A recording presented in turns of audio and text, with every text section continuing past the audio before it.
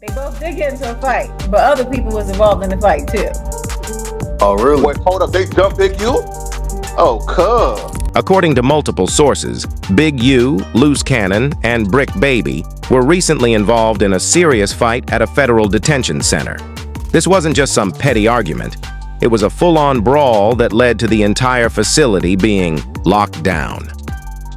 Before diving into the details, here's a quick rundown on who these key players are for anyone who's not familiar. Eugene Big U. Henley is one of the most influential figures in LA. He was once a leader of the Rollins 60s neighborhood Crips before transitioning into the music industry, where he managed artists, most notably Nipsey Hussle, early in his career. In March 2025, Big U was hit with a 43-count federal indictment accused of running a criminal enterprise.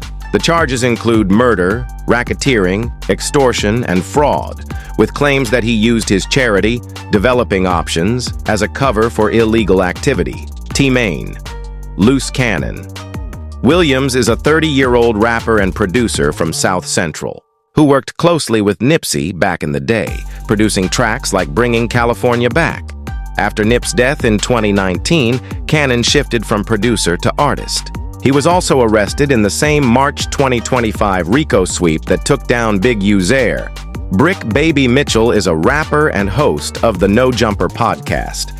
He's affiliated with the Rollins 60s too, and grew up near Crenshaw and Slauson, Nipsey's home turf. He's worked with artists like Kid Ink and Casey Veggies. Unlike the others, Brick Baby was locked up for being a felon in possession of a firearm. Not for RICO charges, but he's in the same jail. At first, when word of the jail fight spread, many thought the three were beefing with each other. But according to a YouTube breakdown, that wasn't the case. The situation was more of a them versus us. Loose Cannon, Brick Baby, and Big U reportedly teamed up to take on a rival group, likely Bloods, putting aside their personal drama in the heat of the moment.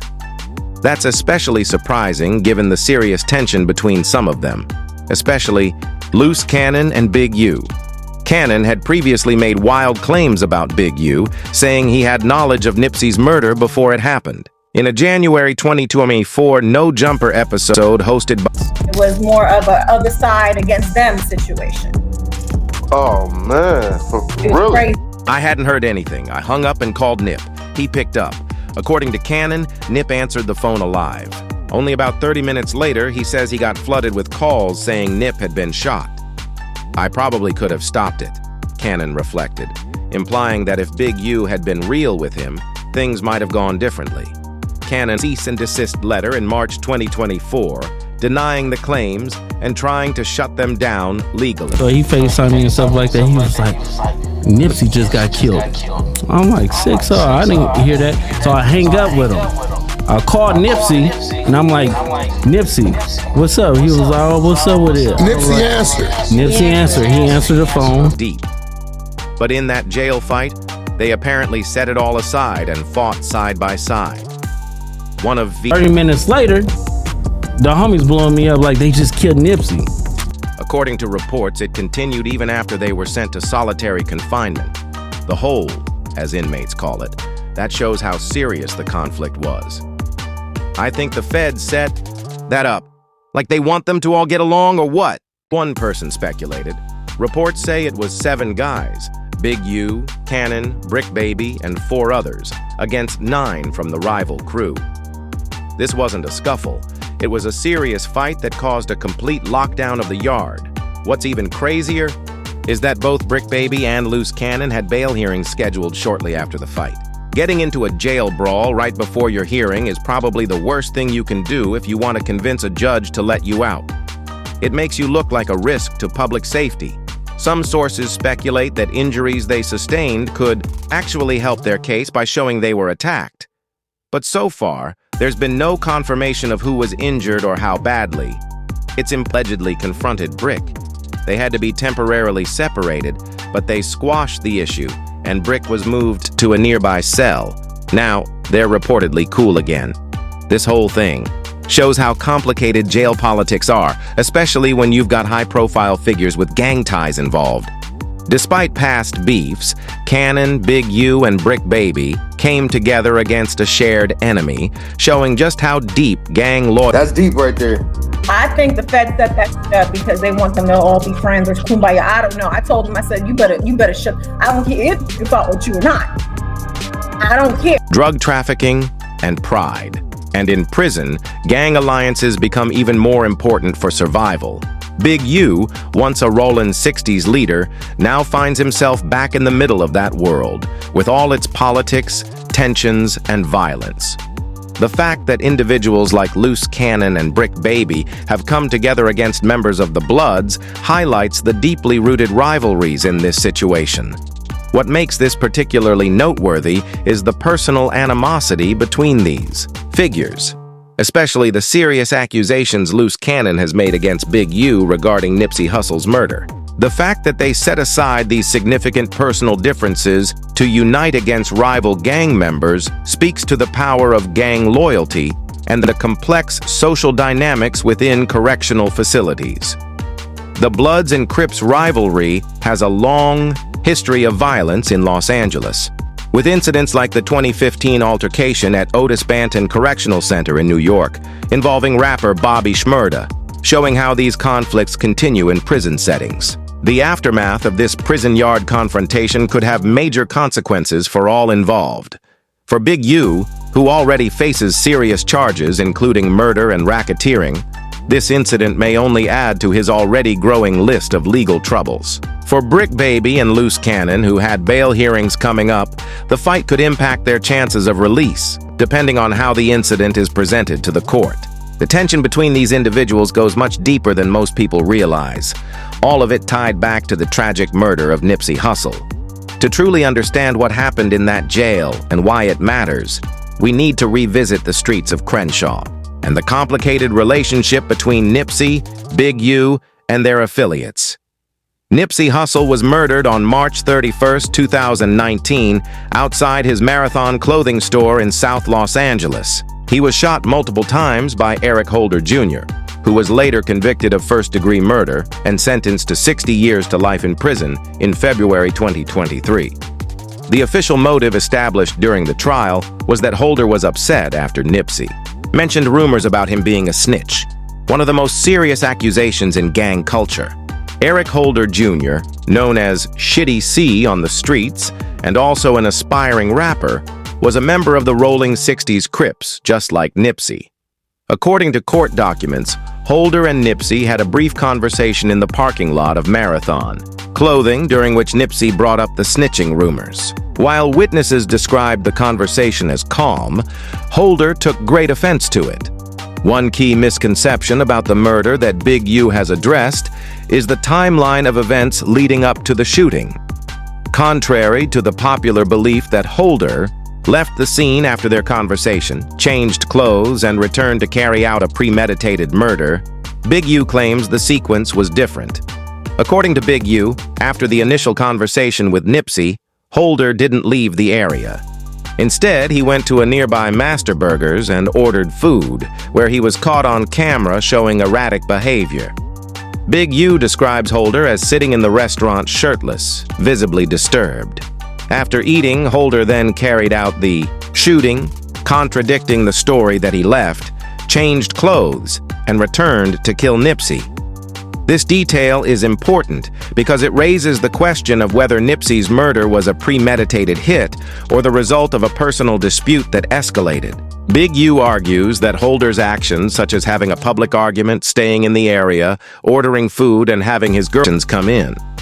In a January 2024 No Jumper podcast, Loose Cannon claimed that Big U called him to say Nipsey had been killed before the murder even happened. Cannon said he then called Nipsey, who answered the phone, only to learn about his death about 30 minutes later. He FaceTimed me and stuff like that. He was like, Nipsey just got killed. I'm like, he never left. Wait, they say he went to the car or something. No, sir. See, and that's where people get it messed up, and that's where it get convoluted. They had word. And he received calls about Nipsey's death 30 minutes after their conversation. 30 minutes after you get off the phone with Nip, he gets killed, Cannon explained, saying Holder, known as Shitty came back multiple times to shoot Nipsey. After the initial shooting, Holder went into an alley, came back to shoot again, and then returned a third time. He went into Cannon implied that Big U had knowledge of the murder. Ordered a burger after they had words, and sat in there on camera, walking around, and you can see the derangedness in his head. He sat in there with his shirt off, then walked out. So he didn't leave like they make you think he had words with Nip, which created tension between them. The allegations made by Loose Cannon, suggesting that Big U had knowledge of Nipsey's murder, vehemently denied these claims, even sending a cease and desist letter to No Jumper over them.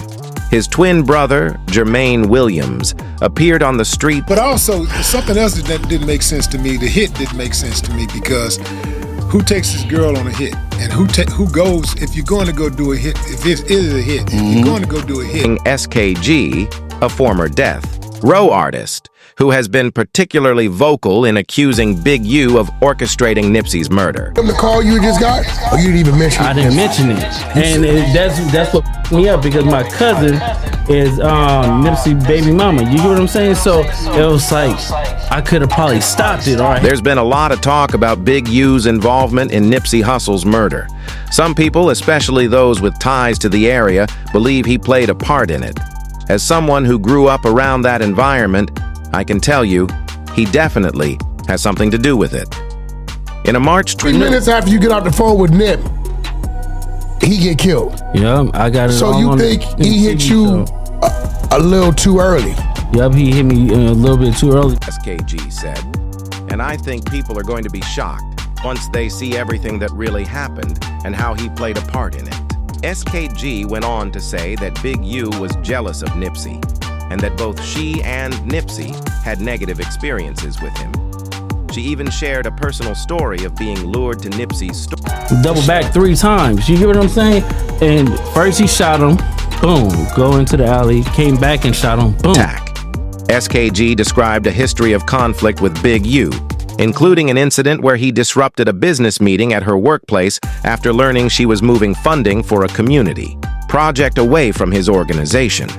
She portrays Big U as a violent, vindictive figure who terrorized her. So at the end of the day, it's like Nipsey beat him up. Nipsey is what's like 6'4", 6'5". Shitty is like 5'5", 5'6". You get what I'm saying? Like frails. Like he get hot. So there was already some friction there. Yeah, it was already friction because of like some police telling shit. The legal process has not connected Big U to Nipsey's murder, and these allegations largely exist in the realm of social media, podcasts, and public statements rather than in court documents or official investigations. In a 2021 Drink Champs interview, emphasized his close relationship with Nipsey, noting that they stayed in contact until Nipsey signed with Atlantic Records. Big U pointed to his appearance in Nipsey's Ain't No Rap video and his promotion of the Victory Lap album on social media as evidence to counter the claims of animosity. He also criticized those spreading conspiracy theories, especially considering Holder's conviction. How you gonna have that and got a man in jail and be like, oh, it's a conspiracy? The relationship... For me being over and growing up in that area, I'm gonna tell you guys this. He definitely has something to do with that. Wow. And justice for managing him with Steve Lobel. Big U's industry connections helped elevate Nipsey's All Money In brand, taking it from local recognition to global status. When Nipsey secured a deal with Atlantic Records for Victory Lap, he reportedly called Big U to join the project, showing that he trusted and relied on Big U's expertise. However, there were tensions. A significant incident occurred in 2011 near Crenshaw and Slauson, where Big U and Nipsey had a physical altercation.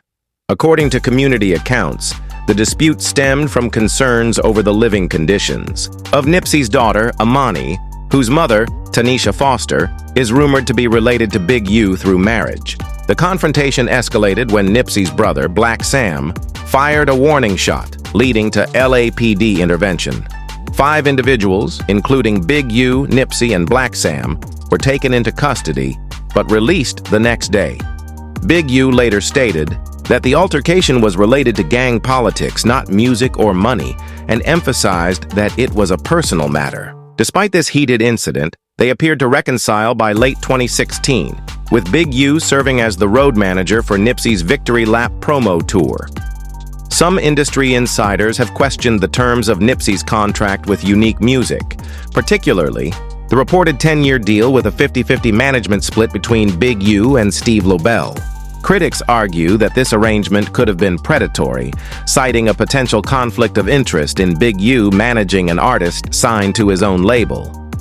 However, there's no definitive evidence suggesting that Nipsey viewed the deal negatively, and their continued collaboration indicates that their partnership was functional. The truth about the relationship between Big U and Nipsey and the circumstances surrounding Nipsey's death remains complex and somewhat ambiguous. While Eric Holder has been convicted as the shooter, allegations from figures like Loose Cannon and SKG continue to circulate, casting shadows over Big U's reputation. As with many aspects of this story, the full truth may be difficult to ascertain, complicated by personal grievances, gang politics, and the blurred lines between street life and the music industry. The jail yard fight between Big U, Loose Cannon, Brick Baby, and their rivals has sent shockwaves through the hip-hop community and beyond. The implications of this fight go far beyond just what happened in that yard. It touches on gang politics, Nipsey's legacy, and the future legal battles these men face. First and foremost, this incident highlights the ongoing power of gang affiliations, even among high-profile industry figures. Despite the serious allegations, Loose Cannon has made about Big U regarding Nipsey's murder. When faced with rival gang members, they stood together as Crips. This shows how deep these loyalties run and how they can sometimes supersede even the most serious personal conflicts. The Rollin' 60s Neighborhood Crips, one of Los Angeles' largest and most influential street gangs, has a complicated history that dates back to its formation in 1976. With an estimated 1,600 members as of 2004, the gang spans a significant territory in South LA, from Slauson Avenue to Florence Avenue, between Western Avenue and Crenshaw Boulevard. Both Nipsey Hussle and Eric Holder Jr. were members, as are Big U, Loose Cannon, and Brick Baby. The jail fight is particularly noteworthy because it occurred between members of the Rollin' 60s Crips and what are believed to be Bloods members. The Bloods-Crips rivalry is one of the longest-standing and most violent in American gang history, dating back to the early 1970s. What started as neighborhood protection evolved into territorial disputes, competition over the drug trade, and matters of gang pride, resulting in countless acts of violence over the decades. By 2014, an estimated 20,000 deaths had been attributed to the broader gang war, highlighting the devastating impact these conflicts have had on communities. In prison environments, these rivalries often intensify, as inmates rely on gang affiliations for protection and support. The fact that this fight continued even in solitary confinement speaks to the depth of this animosity. From a legal standpoint, this fight couldn't have come at a worse time for Brick Baby and Loose Cannon, who were reportedly scheduled for bail hearings shortly after the incident. Getting involved in jail violence typically doesn't help one's case for pre-trial release, as it can be seen as evidence of continued dangerous behavior. Whether this will impact their chances of release remains to be seen, but it certainly doesn't improve their position. For Big U, who already faces the most serious charges, including murder and racketeering, this incident might just add another layer to his legal troubles. However, it could also lead to additional disciplinary measures within the detention facility and might be considered when evaluating his conduct during eventual sentencing, if he's convicted. This fight also raises questions about security, measures in federal detention facilities, particularly when housing individuals with known gang affiliations and histories of conflict. The fact that the altercation continued even after the participants were placed in solitary confinement speaks to the difficulty of managing these types of situations in a high-security environment. This whole situation with the jail fight between it has serious implications. It brings up questions about security in federal detention, especially when you're dealing with high-profile figures with gang ties. The fact that the fight continued even in solitary confinement points to potential issues with how these kinds of situations are being handled. At the same time, this incident feeds into the ongoing narrative about Big U and the allegations that he might be involved in Nipsey Hussle's death. While Eric Holder Jr. has been convicted for Nipsey's murder, figures like Loose Cannon and SKG have continued to raise doubts about Big U's role. Even without hard evidence to back up these claims, they still manage to cast shadows over Big U's reputation. In a video released after Big U's March 2025 arrest, he specifically mentioned WAC 100, Loose Cannon, 600,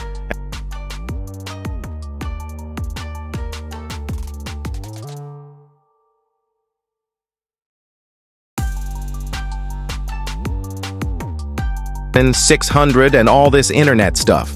All of y'all fucking with me. One of the most contentious parts of this ongoing situation is Big U's feud with WAC 100.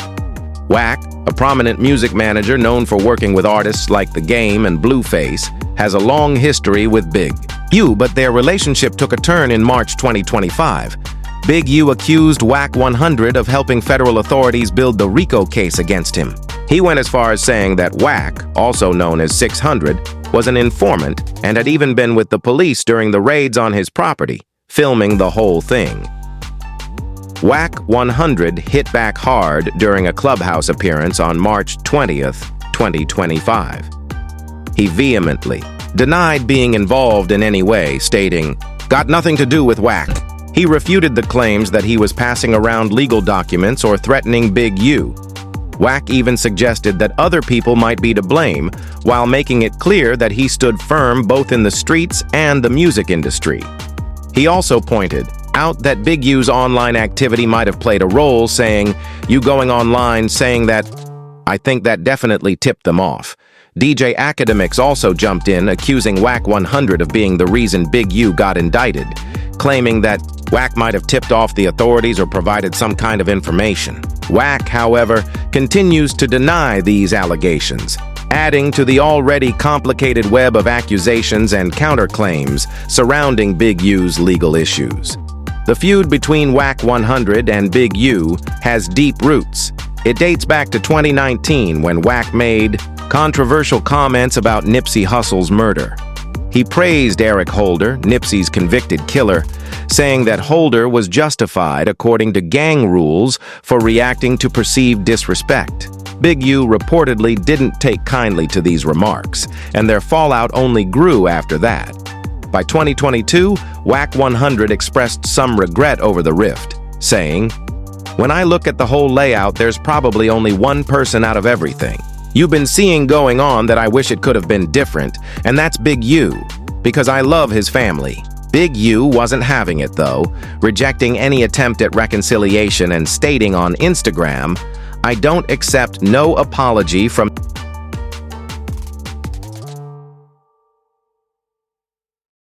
nobody that disrespects my name, disrespects my family, and calls me out my name." This ongoing conflict between the two figures sheds light on the complex relationships and rivalries within both the hip-hop industry and gang culture in Los Angeles. It helps explain the motivations behind the accusations being thrown around, but it's also about more than just these two individuals. It's about the deeper implications for the community, the industry, and the legacy of Nipsey Hussle himself. Nipsey was known for his activism, especially his efforts to reduce gang violence and empower his community. His vision for economic upliftment was all about ownership and reinvestment. He believed that entrepreneurship was key to fighting poverty and gentrification in South LA. His Marathon clothing store and other businesses created job opportunities, particularly for people who had been marginalized by the justice system. His Vector 90 STEM Center sought to connect young, underrepresented Black and brown youth with opportunities in technology. After Nipsey's death, his family has carried on his mission through the Neighborhood Nip Foundation and the Marathon. Collective, organizations that continue his work in community empowerment. This fight between Big U, Loose Cannon, and Brick Baby, though, adds another layer to the story of loyalty, betrayal, and the ongoing impact of gang politics on these individuals' lives, even as they navigate the music industry and legal systems. Looking ahead, there are some key questions left unanswered. Will this jail fight impact Brick Baby and Loose Cannon's chances of bail? Their scheduled hearings could be severely impacted by their involvement in this altercation. Judges often consider behavior in detention when making bail decisions, and gang-related violence could be seen as evidence of ongoing threats to the community. How will this affect Big U's RICO case? He's already facing serious charges. But any additional issues in jail could paint him in an even worse light. If prosecutors can show a pattern of gang